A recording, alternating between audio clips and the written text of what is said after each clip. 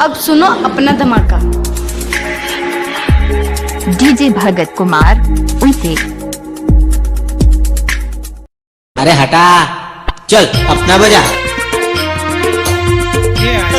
बजाते रहना यार। I love you।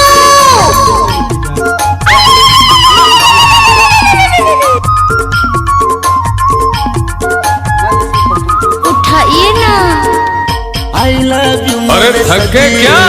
अरे भैया यूपी आए और साला ढोल नहीं बजा तो क्या? आप यूपी आए? देख रहे हो तुझसे? चलो शुरू हो जाओ।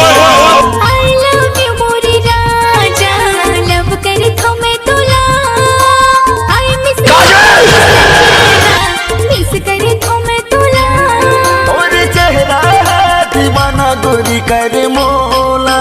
अच्छा मीठ मीठ बोली। अच्छा दीवानी करी मोला। मीठ मीठ बोली तुर दीवानी करी मोला। भगत राज का मिक्स किया हुआ गाना में लड़कियां बहुत नाचती है। दीवाना कर मोला। मीठ मीठ बोली ओपन gangnam style। दीवाना कर मोला। ये ऐसा तेरा क्या हुआ कालिया?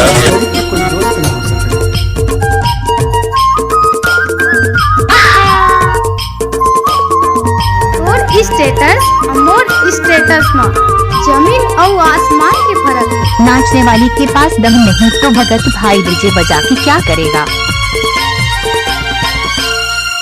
मीठी मीठी बोली तोरे दीवानी। जो डर गया समझो मर गया। लिखबो कहानी।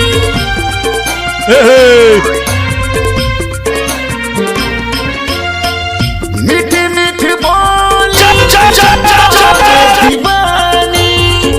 माया प्रीत के। नाचने वाली के पास दम नहीं तो भगत भाई डीजे बजा के क्या करेगा? माया प्रीत के। लिखबो अपन को इज्जत से बात करना है। देख मैं कोला दिल दे डर रे तोला। जबले देख मैं कोला दिल दे डर रे तोला। तोरे चेहरा दीवाना गोरी कर बहुत प्यारा लगता है। नया नया गाना मिक्सिंग करने का भगत भाई की आदत है। डीजे सर्विस सेवक टोला वाला। मीठ मीठ बोली तुर दीवानी करी मोला। मीठ मीठ बोली तोर दीवाना।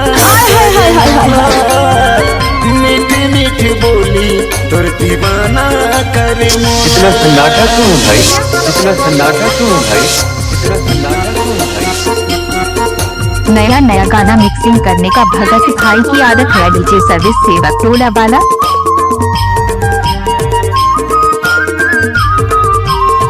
धमाका तो होना ही था।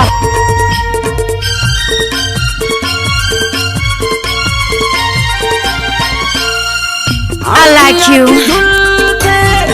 गोरी तोर चेहरा जब तक सूरज चांद रहेगा यूट्यूब में भगत भाई का नाम रहेगा। प्यार के लहरा। हम तुम नहीं। आँखी आँखी धुल के गोरी तोर चेहरा।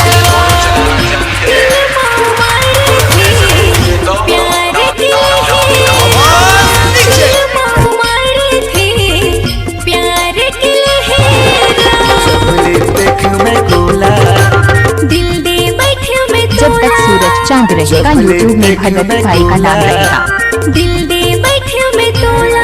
तोरे चेहरा दीवाना गोरी कर मोला। मीठ मीठ बोली तुर दीवानी करी मोला। मीठ मीठ बोली तुर दीवानी। तुम सिर्फ मेरी हो और किसी की नहीं हो सकती। हम दोनों के बीच अगर कोई आया तो समझो वो मर गया।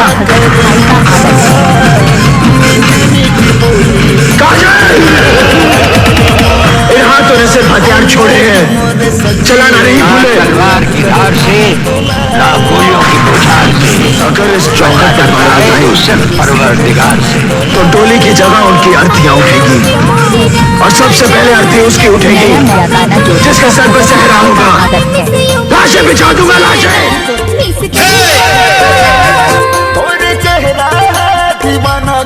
पूजा थोड़ा मुस्कुरा दे यार।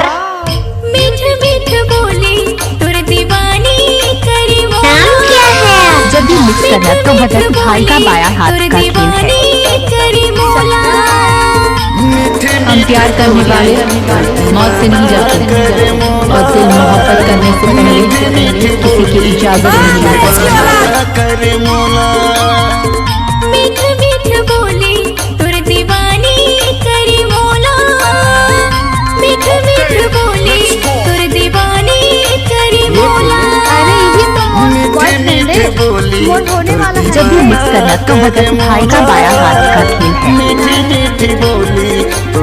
समझे? आपका घर कहाँ है ग्राम घाटा?